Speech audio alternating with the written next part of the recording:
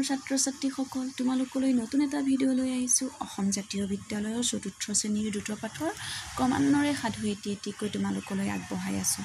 তোমালোকে যদি মোৰ ভিডিঅ'সমূহ চোৱা নাই চাই ল'বা, আৰু মোৰ ভিডিঅ'সমূহে যদি তোমালোকক উপকৃত কৰে তেনেহ'লে মোৰ চেনেলটো ছাবস্ক্ৰাইব কৰি থ'বা, লাইক কৰিব পাহৰি নাযাবা, আৰু তোমালোকৰ বন্ধুবৰ্গলৈ শ্বেয়াৰ কৰিবা। আহাচোন আজি আমি কোনটো সাধু আলোচনা কৰিম। ইতিমধ্যে তোমালোকে গমেই পাইছা চাগে, আমি ভেকুলীৰ বিয়া ইতিমধ্যে তোমালোকৰ লগত মই ভেকুলীৰ বিয়া সাধুটো আলোচনা কৰি আছোঁ। বাকী থকা আমি সাধুখিনি আহাচোন বাকীখিনি আমি আলোচনা কৰোঁ। তাকে আমি ভেকুলীয়ে হাল বাই থকা আৰু ৰজাই গালি পাৰি মানে অসহনীয় হৈ গালি শুনি কোনেনো মানে গালি পাৰিছে বুলি ভাবি কাৰোকো নেদেখি কি কৰিছিলে, মানে খং উঠি গৰুহালকে লৈ গৈছিলে। এইখিনিলৈকে আমি সাধুটো আলোচনা কৰিছিলোঁ। আজি আমি ভেকুলীয়ে কিনো কৰিলে তাৰপিছত আমি তাকে চাওঁ আহাচোন। ভেকুলীয়ে এই কাণ্ড দেখি লাহেকৈ বোকাৰ তলৰ পৰা ওলাই উঠি বুঢ়াৰ ঘৰলৈ উভতি আহি বুঢ়া বুঢ়ী সকলো ভাঙি কলত। বুঢ়া বুঢ়ীয়ে বেজাৰ কৰিবলৈ ধৰিলে। ভেকুলীয়ে বুঢ়ীক ক'লে, আই বেজাৰ নকৰিব, আপুনি মোক এদোণমান মাহ গোট কৰাই দিয়ক, মই গৰুহাল আনিবলৈ যাওঁ। বুঢ়ীয়ে সুধিলে, তই গোট কৰাই কি কৰিবি? ভেকুলীয়ে ক'লে, মই যি কৰোঁ কৰিম, আপুনি মাথোন দিয়কচোন, একো চিন্তা নকৰিব। বুঢ়ীয়ে ক'লে, নালাগে বোপাই, তই গৰু আনিবলৈ যাব, ৰজাৰ সৈতে বিবাদ কৰি তই একো কৰিব নোৱাৰ, মৰাহে পৰিবি। মই মৰকীয়াকৈ গৰু আনি যি পাৰোঁ খেতি কৰিম, তই নালাগে যাব বোপাই। এইখিনি হ'ল বুঢ়ীয়ে কোৱা ভেকুলীক কথা দেই। মই মৰকীয়াকৈ গৰু আনি যি পাৰোঁ খেতি কৰিম বুলি কৈছে, কিন্তু তাৰপিছত চোৱাচোন, কিন্তু ভেকুলীয়ে শান্ত নহয় যাবলৈ ওলোৱা দেখি শেষত কি কৰিলে, বুঢ়ীয়ে তাক এদোণমান মাহ গোট কৰাই ভাজি দিলত সি তাকে লৈ ওলাই গ'ল। ভেকুলীয়ে জুলুঙাত মাহ গোট কৰাই লৈ একো মুঠি খাই এই বুলি বাটে বাটে গাই যাবলৈ ধৰিলে, মাহ গোট কৰাই খাওঁ, বাটে বাটে যাওঁ, মোৰ লগত যিয়ে আহে তাকো এগাল দিওঁ।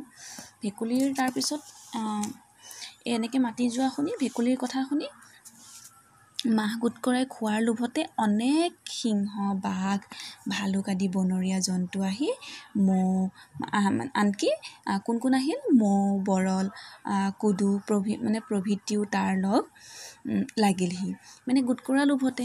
তাৰপিছত চোৱাচোন কি হ'ল তাৰপিছতে চোৱা, ভেকুলীয়ে সকলোকে একোগালকৈ মাহ গোট কৰাই খুৱাই বইচ কৰি গোটেইটো ঘটনা সিহঁতৰ আগত ভাঙি কলত সিহঁতে সেই কথা শুনি ৰজাৰ সৈতে যুঁজ দিবলৈ ভেকুলীৰ লগতে গ'ল।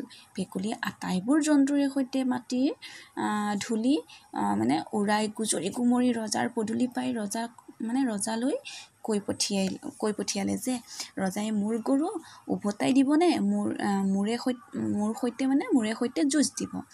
ৰজাই যুঁজহে দিব বুলি ক'লত ৰজাৰ সৈন্যৰে সৈতে ভেকুলীৰ সৈন্য ঘোৰ ৰণ লাগিল। ৰণত ৰজাৰ অলেখ সৈন্য আৰু 2টা ল'ৰা মৰিল। তাৰপিছত ৰজা নিৰুপায় হৈ গৰুহাল লৈ ভেকুলীৰ ভৰিত দীঘল দি পৰিলহি। ৰজাই ডিঙিত কাপোৰ মেৰিয়াই ভেকুলীক কাকুতি কৰি ক'লে, যদি ভেকুলীয়ে মোক এইবাৰলৈ ক্ষমা কৰে তেন্তে মই ভেকুলীক মোৰ অৰ্ধৰাজ্য আৰু মোৰ জীক দিম। জীক নিজৰ জীয়েকৰ কথা ক'লে দেই, নিজৰ জীয়েকৰ কথা ক'লে।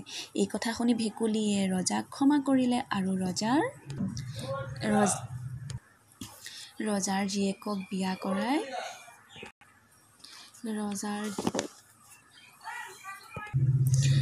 ৰজাৰ জোঁৱাই হৈ ৰজাৰ ঘৰতে থাকি বুঢ়া বুঢ়ীকো তালৈ তুলি লৈ গৈ সুখেৰে কাল কটাবলৈ ধৰিলে।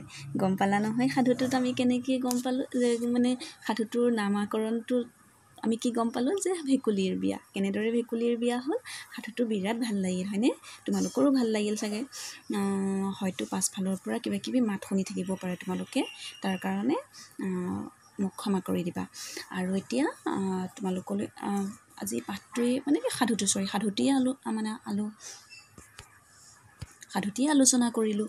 তাৰ পাছত তোমালোকক লৈ মই ক্ৰমান্বয়ে এই প্ৰশ্ন উত্তৰসমূহ আগবঢ়াম। তোমালোকে ক্ৰমান্বয়ে চাই যাবা মোৰ ভিডিঅ'সমূহ। ভাল লাগিলে লাইক কৰিব পাহৰি নাযাবা। আজিলৈ সামৰিছোঁ। ধন্যবাদ। Bye bye.